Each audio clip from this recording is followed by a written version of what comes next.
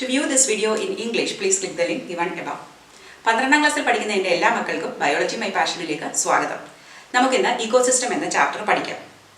എന്താണ് ഇക്കോസിസ്റ്റം? നേച്ചറിലെ ഒരു ഫങ്ഷണൽ യൂണിറ്റിനെയാണ് നമ്മൾ ഇക്കോസിസ്റ്റം എന്ന് പറയുന്നത്.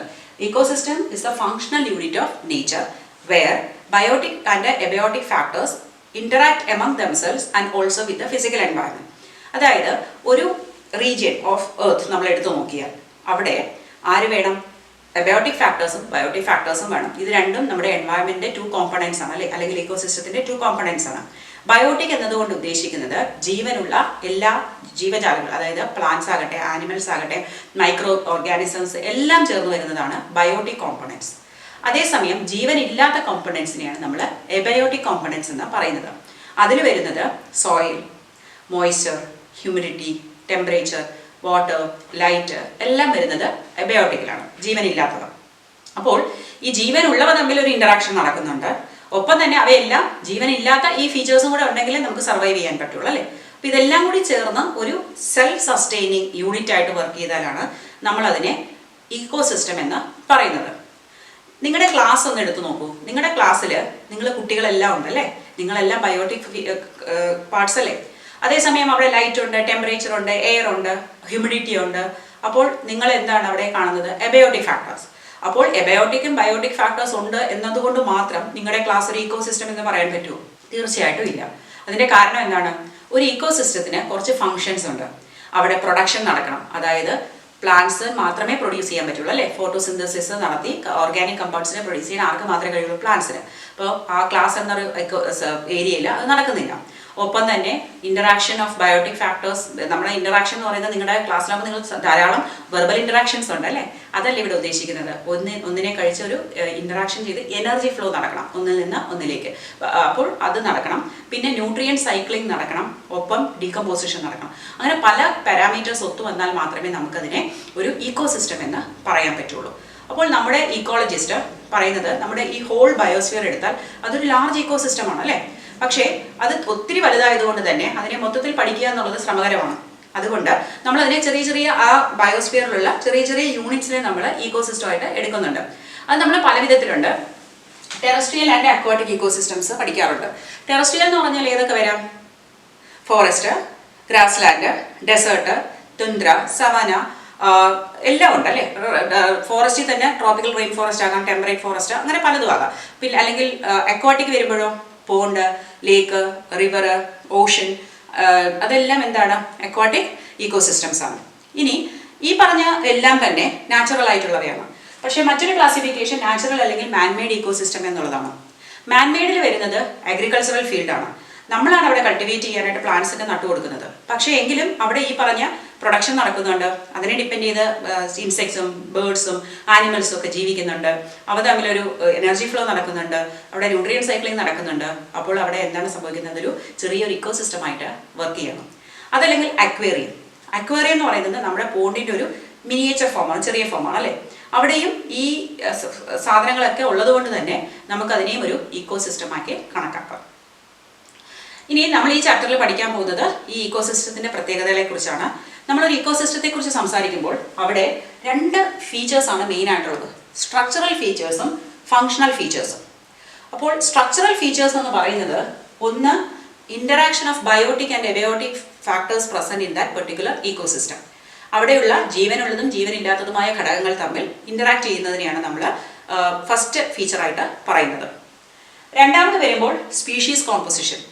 അവിടെ ഏതെല്ലാം തരത്തിലുള്ള ജീവജാലങ്ങളാണുള്ളത്, ഏതൊക്കെ പ്ലാന്റ്സ് ഉണ്ട്, ഏതൊക്കെ ആനിമൽസ് ഉണ്ട്, അതിനെ നമ്മൾ ഡിറ്റക്ട് ചെയ്തെടുക്കുമ്പോഴാണ് അത് സ്പീഷീസ് കോമ്പോസിഷൻ എന്ന് പറയുന്നത്.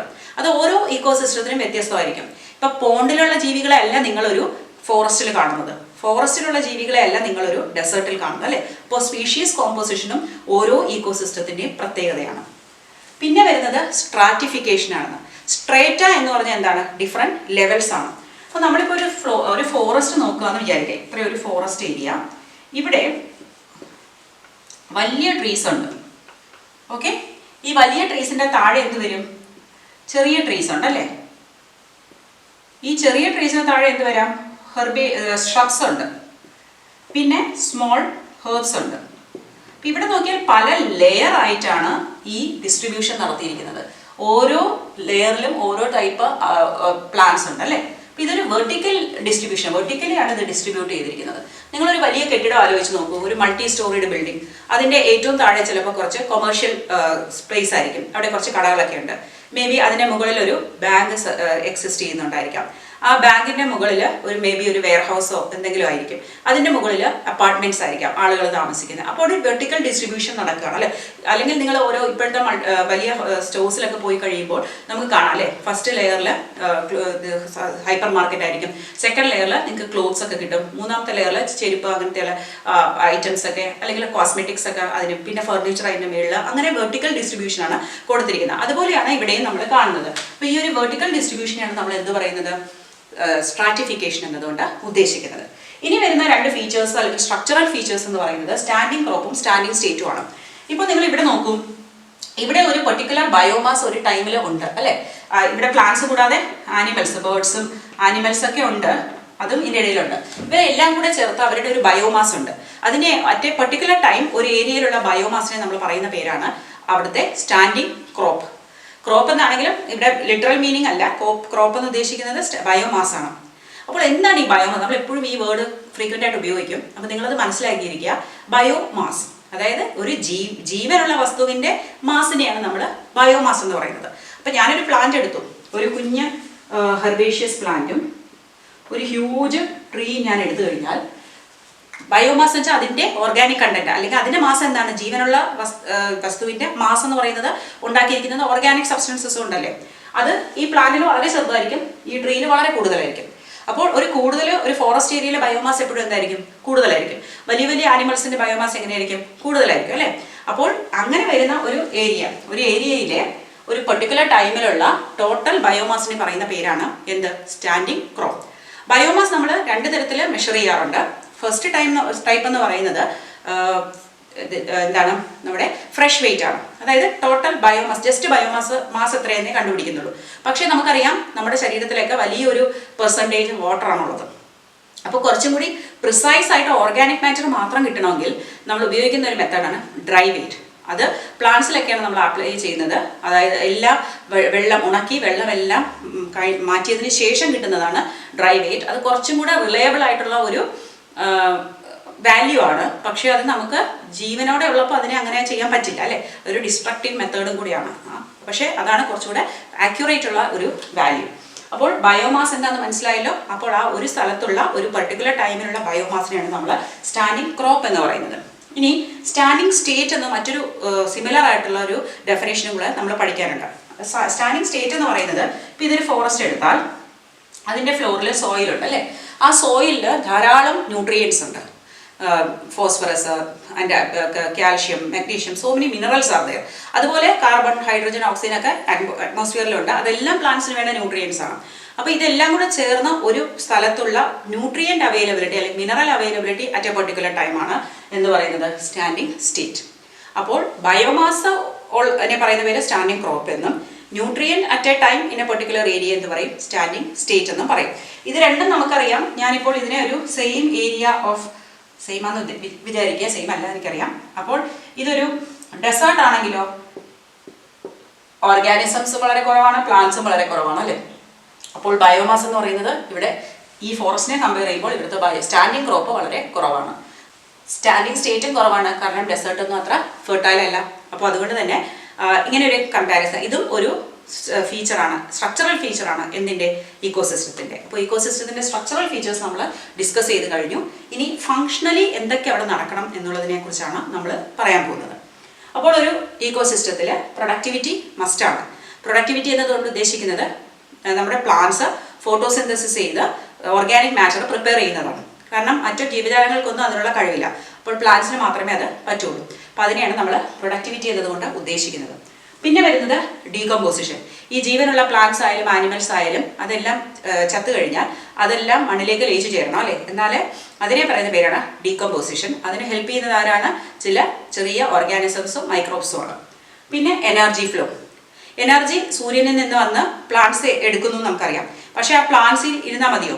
അത് മറ്റു ജീവജാലങ്ങൾക്ക് കിട്ടണം. അതിനെന്ത് ചെയ്യണം? നമ്മൾ പ്ലാന്റ്സിനെ കഴിക്കണം. എല്ലാ ആനിമൽസിനും പ്ലാന്റ്സിനെ കഴിക്കാൻ പറ്റില്ല. അപ്പോൾ അവരെന്ത് ചെയ്യും? പ്ലാന്റ്സ് കഴിച്ച ആനിമൽസിനെ കഴിക്കും. അപ്പോൾ ഒന്നിനെ കഴിക്കുന്നതിലൂടെ ആ എനർജി ഒന്നിൽ നിന്ന് മറ്റിലേക്ക് ഫ്ലോ ചെയ്ത് പോകുന്നുണ്ട്. അപ്പോൾ എനർജി ഫ്ലോ നടന്നാൽ മാത്രമേ ആ ഇക്കോസിസ്റ്റത്തിന് നിലനിൽപ്പുള്ളൂ. പിന്നെ ഫൈനലി ന്യൂട്രിയൻ സൈക്ലിങ്ങും നടക്കണം. അതായത് പ്ലാന്റ്സ് ന്യൂട്രിയൻസ് അബ്സോർബ് ചെയ്ത് അതിൻ്റെ ശരീരത്തിലുണ്ട്. അതിനെ ഒരു ആനിമൽ കഴിക്കുമ്പോൾ ആനിമലിലേക്ക് എത്തുന്നു.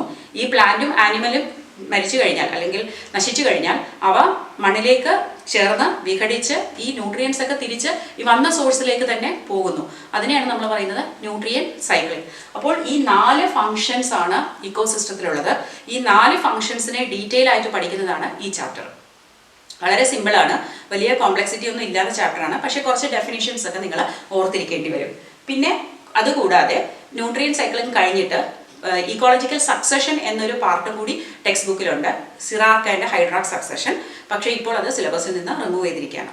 അപ്പോൾ നമുക്കിനി ഇതിലെ ഓരോ ഘടകങ്ങളും അല്ലെങ്കിൽ ഫങ്ഷണൽ കോമ്പണൻസിനെ 1 by 1 ഒന്ന് പഠിച്ചു നോക്കാം. ഇനി നമുക്ക് പ്രൊഡക്ടിവിറ്റി എന്നൊരു കോൺസെപ്റ്റിലേക്ക് പോകാം. അതാണ് നമ്മുടെ ഇക്കോസിസ്റ്റത്തിന്റെ ആദ്യത്തെ ഫംഗ്ഷൻ അല്ലേ, പ്രൊഡക്ടിവിറ്റി. അത് നമുക്ക് ഡീറ്റെയിൽ ആയിട്ട് നോക്കാം. ഇവിടെ നമ്മൾ പഠിക്കേണ്ട ചില ഡെഫിനിഷൻസ് ഇതൊക്കെയാണ്. ആദ്യമായിട്ട് പ്രൈമറി പ്രൊഡക്ഷൻ. ഏതൊരു ഇക്കോസിസ്റ്റത്തിനും നിലനിന്ന് പോകാനായിട്ട് ഒരു constant supply of solar energy വേണം അല്ലേ. നമ്മുടെ സൂര്യപ്രകാശം ലഭിച്ചുകൊണ്ടിരുന്നാൽ മാത്രമേ ആ സിസ്റ്റത്തിന് നിലനിൽക്കാൻ പറ്റുള്ളൂ. കാരണം എല്ലാത്തിൻ്റെയും അൾട്ടിമേറ്റ് സോഴ്സ് ഓഫ് എനർജി എന്ന് പറയുന്നത് ആരാണ്? സണ്ണാണ്. ഇപ്പോൾ ഞാൻ നിങ്ങളോട് സംസാരിക്കുമ്പോൾ ഞാൻ ധാരാളം എനർജി സ്പെൻഡ് ചെയ്യുന്നുണ്ട് അല്ലേ. എനിക്ക് നല്ല എനർജി ആവശ്യമുണ്ട്. ഈ എനർജി എനിക്ക് എവിടെ നിന്ന് കിട്ടി? ഞാൻ കഴിച്ച ഭക്ഷണത്തിൽ നിന്ന്. ഞാനൊരു വെജിറ്റേറിയൻ ഭക്ഷണമാണെന്ന് കഴിച്ച ഒരു ഫ്രൂട്ട്സ് ആണ് ഞാൻ കഴിച്ചതെങ്കിൽ ആ ഫ്രൂട്ട്സിൽ നിന്ന് എനിക്ക് കിട്ടുന്നത് എന്താണ്? എനർജി. പക്ഷെ ആ ഫ്രൂട്ട്സിൽ ആ എനർജി എവിടെ വന്നു? ഇത് ഏതോ ഒരു പ്ലാന്റ് സൺലൈറ്റിനെ ക്യാപ്ചർ ചെയ്തിട്ട് ആ സൺലൈറ്റിനെ ഒരു ഓർഗാനിക് ഫോം കെമിക്കൽ എനർജി ആയിട്ട് മാറ്റി വെച്ചു. ആ പ്ലാന്റിനെ കഴിച്ച് കെമിക്കൽ എനർജിയെ ഞാൻ ഉപയോഗിക്കുന്നു. അപ്പോൾ ഞാൻ ഉപയോഗിക്കുന്ന എനർജിയും എവിടെ നിന്ന് വന്നതാണ്? സണ്ണിൽ നിന്ന് വന്നതാണ്. അപ്പോൾ എല്ലാവർക്കും അൾട്ടിമേറ്റ് സോഴ്സ് എന്ന് പറയുന്നത് സണ്ണാണ്. ചെറിയ എക്സെപ്ഷൻസ് ഇല്ലാതില്ല, അതിനെക്കുറിച്ച് നമുക്ക് ഇപ്പോൾ സംസാരിക്കേണ്ട കാര്യമില്ല. അപ്പോൾ അൾട്ടിമേറ്റ് സോഴ്സ് എന്ന് പറയുന്നത് സണ്ണാണ്. അപ്പോൾ സൺലൈറ്റ് കിട്ടിക്കൊണ്ടിരുന്നാൽ മാത്രമേ ഒരു ഇക്കോസിസ്റ്റത്തിൽ പ്രൊഡക്ടിവിറ്റി നടക്കുകയുള്ളൂ. അപ്പോൾ നിങ്ങളൊരു ഫോറസ്റ്റ് വിചാരിച്ച് നോക്കുക. ആ ഫോറസ്റ്റ് കുറേ ട്രീസും പ്ലാന്റ്സും ഒക്കെ ഉണ്ട്. അവരെല്ലാവരും ഫോട്ടോസിന്തസിസ് ചെയ്യുന്നുണ്ട് അല്ലേ. അപ്പോൾ ഒരു എമൗണ്ട് ഓഫ് ബയോമാസ് അവിടെ പ്രൊഡ്യൂസ് ആവുന്നുണ്ട്. ബയോമാസ് എന്താ നമ്മൾ കണ്ടു? ഓർഗാനിക് മാറ്റർ, അതായത് പുതിയ കാർബോഹൈഡ്രേറ്റ് ഉണ്ടായി വരുന്നു. അത് പ്ലാന്റിന്റെ ബോഡിയിലേക്കല്ലേ അഡപ്പ് ചെയ്യുന്നത്. അപ്പോൾ അതിനെയാണ് നമ്മൾ എന്ത് പറയുന്നത്? Primary production. Amount of biomass produced per area, ഒരു പെർട്ടിക്കുലർ ഏരിയയിൽ ഓവർ എ ടൈം പീരീഡ്. നമ്മളങ്ങനെ സ്ട്രിക്റ്റ് ആയിട്ട് ടൈം നോക്കുന്നില്ല. ഇന്നിപ്പോൾ നോക്കുമ്പോൾ ചിലപ്പോൾ ഒരു 100 ടൺ ആണെങ്കിൽ മേ ബി ഒരു 2 വർഷം കഴിഞ്ഞ് ഞാൻ നോക്കുമ്പോൾ 200 ടൺ ആവും. അപ്പോൾ അവിടെ ഓൾമോസ്റ്റ് 100 ടണ്ണിൻ്റെ വ്യത്യാസം വന്നല്ലേ. അതുതന്നെയാണ് എന്ത് പറയുന്നത്? പ്രൈമറി പ്രൊഡക്ഷൻ എന്ന് പറയുന്നത്. During A particular time during photosynthesis. So ഇതിനെ നമുക്ക് 2 രീതിയിൽ മെഷർ ചെയ്യാം. ബയോമാസ് ആയിട്ട് മെഷർ ചെയ്യാം, അല്ലെങ്കിൽ എനർജി ആയിട്ട് മെഷർ ചെയ്യാം. അപ്പോൾ വെയിറ്റ് ആയിട്ടാണ് മെഷർ ചെയ്യുന്നതെങ്കിൽ നമ്മൾ gram per metre square, 1 metre square ഏരിയയിൽ എത്ര ഗ്രാമാണ് ഇൻക്രീസ് ചെയ്തതെന്ന് നോക്കാം. അതല്ലെങ്കിൽ kilo calorie per metre square, energy ആയിട്ട് എത്ര എനർജിയാണ് കൂടുതൽ. ഈ ഓർഗാനിക് മാറ്ററിനെ ഡിപ്ലീറ്റ് ചെയ്തല്ലേ നമുക്ക് എനർജി കിട്ടുന്നത്. അപ്പോൾ എനർജിയുടെ ടേംസിൽ നമുക്ക് അത് നോക്കാം. അപ്പോൾ ഇവിടെ നമ്മൾ എത്ര ഫാസ്റ്റ് ആയിട്ട് അല്ലെങ്കിൽ എത്ര സ്ലോ ആയിട്ട് പ്രോസസ്സ് നടക്കുന്നു എന്നൊന്നും നമുക്ക് പ്രശ്നമല്ല. എന്തുമാത്രം ഓർഗാനിക് മാറ്റർ ഉണ്ടായി അത് മാത്രമേ നമ്മളിവിടെ നോക്കുന്നുള്ളൂ. പക്ഷേ ഏതൊരു ഘടകത്തിലും അല്ലെങ്കിൽ ഏതൊരു റിയാക്ഷൻ ആയിക്കോട്ടെ, എന്തൊരു സംഭവിച്ചാലും അതിൽ നമ്മളൊരു ടൈം ഫാക്ടറും കൂടെ ആഡ് ചെയ്യുമ്പോൾ നമ്മളതിനെ റേറ്റ് എന്ന് പറയും അല്ലേ. അതായത് 2 പേര് ജോലി ചെയ്യണം. നിങ്ങൾ 2 പേരുണ്ടെങ്കിൽ നിങ്ങൾക്ക് ഞാൻ ഒരു ബ്ലോക്സ് തരുകയാണ്, പലതരത്തിലുള്ള ബ്ലോക്സ്. എന്നിട്ട് 2 പേർക്ക് ഈക്വൽ എമൗണ്ട് ഒരേപോലത്തെ ബ്ലോക്സാണ് തന്നിരിക്കുന്നത്. എന്നിട്ട് ഞാൻ ഒരേ ബിൽഡിങ്ങിൻ്റെ ഡിസൈൻ നിങ്ങൾക്ക് 2 പേർക്കും തരികയാണ്, ബ്ലൂ പ്രിൻ്റ്. എന്നിട്ട് നിങ്ങളോട് പറയുന്നു ഇത് വെച്ചിട്ട് നിങ്ങൾ ആ ഡിസൈൻ ഉണ്ടാക്കാൻ. അപ്പോൾ നിങ്ങൾ 2 പേരും ഉണ്ടാക്കി കഴിഞ്ഞു. ഞാൻ നോക്കിയപ്പോൾ 2 പേർക്ക് ഈക്വൽ എമൗണ്ട് ആണ് കിട്ടിയത്. അതിനെയാണ് പ്രൈമറി പ്രൊഡക്ഷൻ എന്ന് പറയുന്നത് അല്ലേ. നിങ്ങൾ 2 പേരും ഉണ്ടാക്കി കഴിഞ്ഞു. പക്ഷേ ഞാൻ പിന്നെയാണ് നിങ്ങളോട് പറയുന്നത്, എനിക്കിതിനകത്ത് ഞാൻ ടൈമും കൂടെ നോക്കിയായിരുന്നു. എ ആയിട്ടുള്ള ആൾ 2 മണിക്കൂർ തീർത്തു, മറ്റേ ആൾ 4 മണിക്കൂർ എടുത്താണ് ഇത് തീർത്തത്. അതിൽ കുറച്ച് റെസ്റ്റൊക്കെ എടുത്ത് വർത്താനമൊക്കെ പറഞ്ഞ് ഇടയ്ക്ക് മൊബൈലൊക്കെ നോക്കി ചെയ്തു. ആദ്യത്തെ ആൾ വിചാരിച്ചു ഓക്കെ ഇത് ഞാൻ തീർത്ത് കഴിഞ്ഞിട്ട് ഞാൻ വേറെ എന്തെങ്കിലും ചെയ്യാമെന്ന്. അപ്പോൾ ഇവിടെ ആർക്കാണ് പ്രൊഡക്ടിവിറ്റി കൂടുതൽ? ആദ്യത്തെ ആൾക്കല്ലേ. അതിനെയാണ് നമ്മൾ പ്രൊഡക്ടിവിറ്റി എന്ന് പറയുന്നത്. സാധാരണ ജീവിതത്തിൽ നമ്മൾ പ്രൊഡക്ടിവിറ്റിയെ കുറിച്ച് പറയാറുണ്ട്. ഇന്ന് എനിക്കൊരു പ്രൊഡക്റ്റീവ് ഡേ ആയിരുന്നു. പ്രൊഡക്റ്റീവ് ഡേ എന്ന് വെച്ചാൽ എന്താണ്? ഞാൻ എൻ്റെ ആ ദിവസത്തെ നല്ല ഭംഗിയായിട്ട് ഉപയോഗിച്ചു. ഞാൻ വെറുതെ അനാവശ്യമായിട്ട്, ചിലപ്പോൾ നമ്മൾക്ക് ഭയങ്കര മടിയായിരിക്കും അല്ലേ. നമ്മൾ രാവിലെ എണീറ്റ് തൊട്ട് എല്ലാം ചെയ്യണമെന്ന് മനസ്സിലുണ്ട്. ചുമ്മാ അവിടെ കുറേ നേരം ഇരുന്നു, അവിടെ കളിച്ച് ഇവിടെ കുറേ നേരം ഇരുന്നു, വാട്സപ്പ് എടുത്തു, അത് കുറേ നോക്കി, അത് കഴിഞ്ഞ് ഫേസ്ബുക്കായി, ഇൻസ്റ്റാഗ്രാമായി, ടെലിഗ്രാമായി, അങ്ങനെ പോയി. ഒന്നും ചെയ്തില്ല. At end of the day നമുക്ക് തോന്നും അയ്യോ ഇന്നൊരു വേസ്റ്റ് ഡേ ആയിരുന്നു. അതേസമയം രാവിലെ തൊട്ട് നമ്മൾ മനസ്സിൽ പ്ലാൻ ചെയ്ത പോലെ കാര്യങ്ങളൊക്കെ ചെയ്തു. ഓക്കെ, ഞാൻ പഠിച്ചു, ഞാൻ അത് ചെയ്തു, ഇത് ചെയ്തു, എനിക്ക് വേണ്ടതൊക്കെ ചെയ്തു. അപ്പോൾ നമുക്കൊരു സന്തോഷമാണ്, നമ്മളൊരു പ്രൊഡക്റ്റീവ് ഡേ ആയിട്ട് മാറുന്നു അല്ലേ. അപ്പോൾ അവിടെ പ്രൊഡക്ടിവിറ്റി എന്നാണ് പറയുന്നത്. അവിടെ എന്താണ് പറയുന്നത്? Rate of doing A work. അപ്പോൾ ഇവിടെ നമ്മൾ rate of biomass production consider ചെയ്താൽ അതിനെ നമ്മൾ പ്രൊഡക്ടിവിറ്റി എന്ന് പറയും. ഇപ്പോൾ ഈ പ്രൊഡക്ഷൻ മാറി എന്തായി? പ്രൊഡക്ടിവിറ്റി. പക്ഷേ അവിടെയും പ്ലാന്റ്സ് ആയതുകൊണ്ട് അത് പ്രൈമറി ലെവലാണ് അല്ലേ, പ്രൈമറി പ്രൊഡക്ടിവിറ്റി. അപ്പോൾ നമ്മളവിടെ ഒരു പാരാമീറ്റർ കൂടി കൊണ്ടുവരികയാണ്, gram per metre square per year അല്ലെങ്കിൽ kilo calorie per metre square per year. അതിനെയാണ് നമ്മൾ റേറ്റ് എന്ന് പറയുന്നത്, പ്രൊഡക്ടിവിറ്റി. ഇനി രണ്ട് കാര്യങ്ങൾ നമ്മൾ മനസ്സിലാക്കണം, ഗ്രോസ് പ്രൈമറി പ്രൊഡക്ടിവിറ്റിയും നെറ്റ് പ്രൈമറി പ്രൊഡക്ടിവിറ്റി. ഗ്രോസ് എന്ന് പറയുന്നത് ടോട്ടൽ, നെറ്റ് എന്ന് പറയുന്നത് അവൈലബിൾ. ഫോർ എക്സാമ്പിൾ, നമ്മൾ ഏറ്റവും നന്നായിട്ടുള്ള എക്സാമ്പിൾ എന്താണ്? സാലറിയാണ്. ഇപ്പോൾ ഒരാളുടെ ഗ്രോസ് സാലറി 75,000 രൂപയൊക്കെ മാസം സാലറി ഉണ്ടെന്ന് വിചാരിക്കാം. അതിൽ അയാൾക്ക് മേ ബി ഒരു 10,000 രൂപ അയാൾക്ക് PF അടയ്ക്കേണ്ടതുണ്ട്. പിന്നെ ഒരു 20,000 രൂപ അയാൾക്കൊരു ലോണുണ്ട്, ആ ലോണിലേക്ക് അയാൾക്ക് അത് ഡിഡക്റ്റ് ആവും ബാങ്കിൽ നിന്ന്, അയാളുടെ സാലറിയിൽ നിന്ന് തന്നെ. പിന്നെ ഒരു 10,000 രൂപ അയാളൊരു ഇൻഷുറൻസ്, അയാളുടെ ഫ്യൂച്ചറിനെ കരുതി അയാളൊരു ഇൻഷുറൻസ് എടുത്തിട്ടുണ്ട്, അതിലോട്ട് കട്ടാവും. പിന്നെ ഒരു 5,000 രൂപ അയാളുടെ മേ ബി ഒരു മെഡിക്കൽ ഇൻഷുറൻസോ എന്തെങ്കിലും പോയി. അപ്പോൾ ടോട്ടൽ കുറേ പൈസ പോയി കഴിഞ്ഞാൽ, ടോട്ടൽ എണ്ണിയില്ല കേട്ടോ, ഓക്കെ, കുറേ പൈസ അതിലോട്ട് മാറിക്കഴിഞ്ഞു. അപ്പോൾ അയാളുടെ സാലറി സ്ലിപ്പിൽ കാണിക്കുന്ന എത്ര രൂപയാണ്? അയാൾക്ക് 75,000 രൂപ സാലറി ഉണ്ട്. അപ്പോൾ അത് വെച്ചിട്ട് അയാൾക്ക് 75,000 രൂപയുടെ ചിലവ് ആ മാസം അയാൾക്ക് പ്ലാൻ ചെയ്യാൻ പറ്റുമോ? ബഡ്ജറ്റ് എനിക്ക് 70,000 ഞാൻ 70,000 ചിലവാക്കാം? ഇല്ല, കാരണം അയാളുടെ കയ്യിൽ കിട്ടുന്നത് 40,000-45,000 രൂപയേ ഉള്ളൂ. അപ്പോൾ അത് വെച്ചിട്ട് വേണം അയാളുടെ ആ മന്ത് പ്ലാൻ ചെയ്യാനായിട്ട്. അപ്പോൾ സാലറി ഗ്രോസ് ആയിട്ടുള്ളത് എത്രയുണ്ട്? 75,000. പക്ഷേ നെറ്റ് അവൈലബിലിറ്റി എന്താണ് അയാളുടെ കയ്യിൽ കിട്ടുന്നത്, അത് മാത്രമേ അയാൾക്ക് ചിലവാക്കാനുള്ളൂ. അതിനെയാണ് നമ്മൾ നെറ്റ് സാലറി എന്ന് പറയുന്നത്. അത് ചിലപ്പോൾ 48,000-45,000 50,000 ആയിരിക്കുള്ളൂ. അപ്പോൾ ഇവിടെ GPP മൈനസ് R. അപ്പോൾ പ്ലാന്റ്സും ഇതുപോലെ ഫസ്റ്റ് പ്രൊഡക്ഷൻ ഉണ്ടാക്കുന്നുണ്ട്, കാർബോഹൈഡ്രേറ്റ് ഉണ്ടാക്കുന്നുണ്ട്. ആ ടോട്ടൽ പ്രൊഡക്ഷനാണ് gross productivity, gross primary productivity എന്ന് പറയുന്നത്. Minus R. R എന്ന് പറയുന്നത് ഇവിടെ റെസ്പിറേറ്ററി ലോസ് ആണ്. അതായത് പ്ലാന്റ്സ് ഇത് ഉണ്ടാക്കി കഴിഞ്ഞ ഉടനെ അത് മുഴുവൻ എടുത്തങ്ങ് സ്റ്റോർ ചെയ്യല്ല. ഇപ്പം നമ്മുടെ വീട്ടിലാണെങ്കിലും ഇപ്പം അമ്മ കുറച്ച് ഫ്രൈഡ് റൈസ് ഉണ്ടാക്കിയെന്ന് വിചാരിക്കാം, നമ്മളെന്ത് ചെയ്യും? നമ്മുടെ വീട്ടിലെല്ലാവരും കഴിക്കും അല്ലേ, പക്ഷേ ബാക്കി വരുന്നത് നമ്മൾ ഫ്രിഡ്ജിൽ എടുത്ത് വെക്കുകയുള്ളൂ. അതാണ് അടുത്ത ദിവസത്തേക്ക് നമുക്ക് അവൈലബിൾ ആയിട്ട് ഉള്ളത് അല്ലേ. അപ്പോൾ ഇവിടെയും പ്ലാന്റ്സും ഉണ്ടാക്കിയ ഉടനെ അത് മുഴുവൻ എടുത്തങ്ങ് സ്റ്റോർ ചെയ്യുകയല്ല ചെയ്യുന്നത്. പ്ലാന്റ്സിൻ്റെ പ്രവർത്തനങ്ങൾക്ക് അതിലൊത്തിരി ലൈഫ് പ്രോസസ്സ് നടക്കുന്നുണ്ടല്ലേ. എന്തൊക്കെ നടക്കുന്നുണ്ട് അവിടെ? നമ്മുടെ റെസ്പിറേഷൻ ലോസ് ഉണ്ട്, ഹീറ്റ് എനർജി ആയിട്ട് ഒത്തിരി എനർജി പോകുന്നുണ്ട്. പിന്നെ അതിൻ്റെ life processes compared to animals, പ്ലാന്റ്സിൻ്റെ എനർജി നീഡ് വളരെ കുറവാണ്.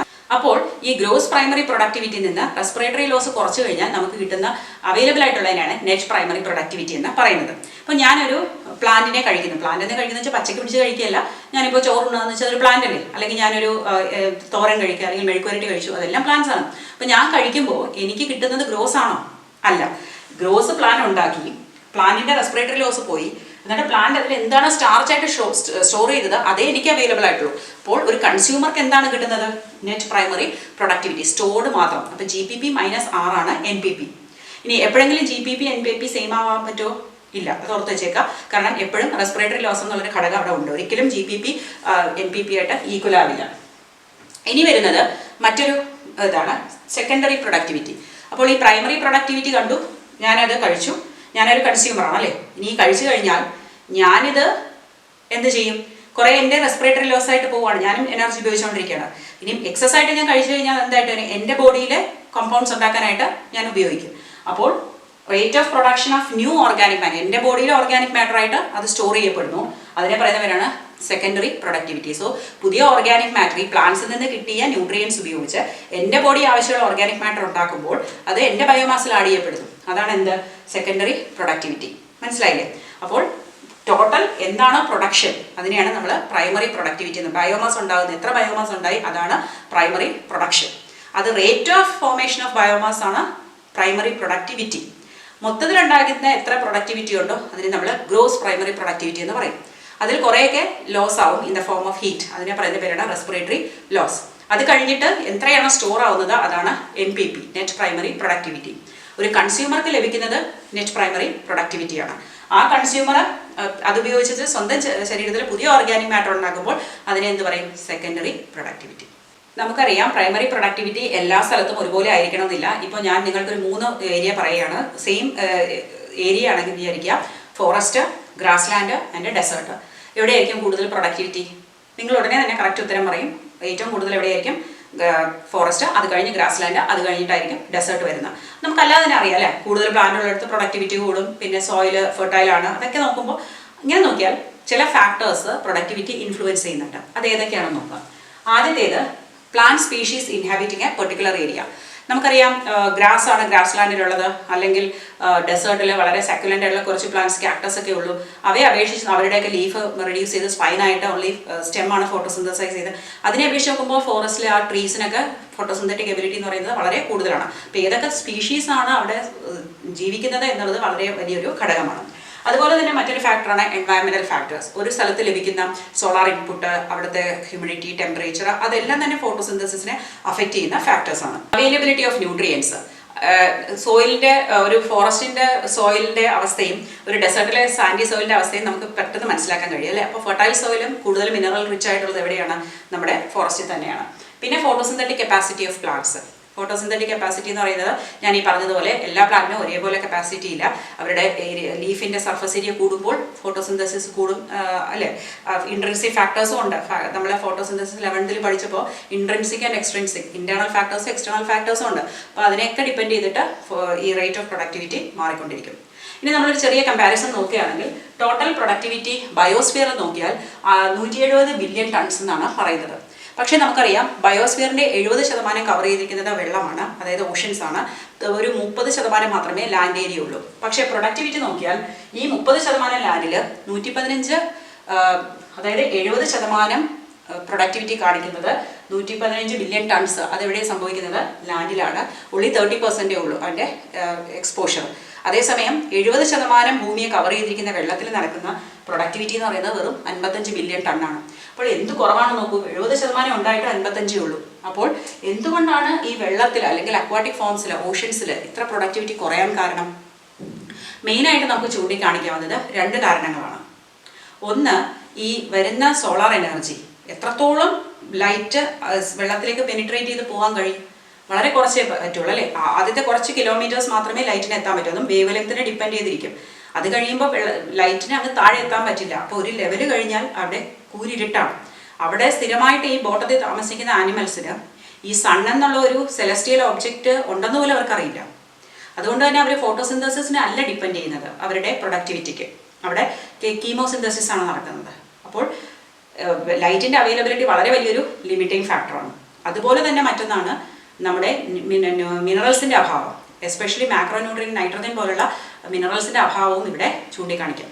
അപ്പോൾ ഇതൊക്കെയാണ് പ്രൊഡക്ടിവിറ്റിക്കുള്ള വ്യത്യാസത്തിൻ്റെ കാരണങ്ങൾ.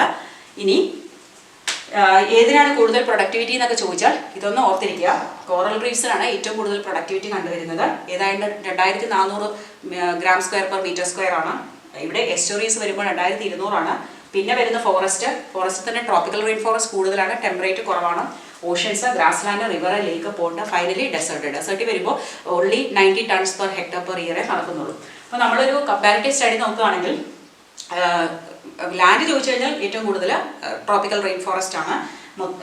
ഓവറോൾ ബയോസ്ഫിയർ ചോദിച്ചു കഴിഞ്ഞാൽ കോറൽ റീഫ്സിനാണ് വെരി ഹൈ എന്ന് പറയാം. അപ്പോൾ നിങ്ങൾക്ക് ഞാൻ പഠിപ്പിച്ച ഈ കോൺസെപ്റ്റ്സ് ഒക്കെ മനസ്സിലാകുന്നുണ്ടെങ്കിൽ തീർച്ചയായിട്ടും ഒരു ലൈക്ക് പറയാൻ മറക്കണ്ട. ഒപ്പം തന്നെ നിങ്ങൾക്ക് സജഷൻസോ ഡൗട്ടോ എന്തെങ്കിലും ഉണ്ടെങ്കിൽ കമൻറ്റ് ബോക്സിൽ അറിയിക്കാം.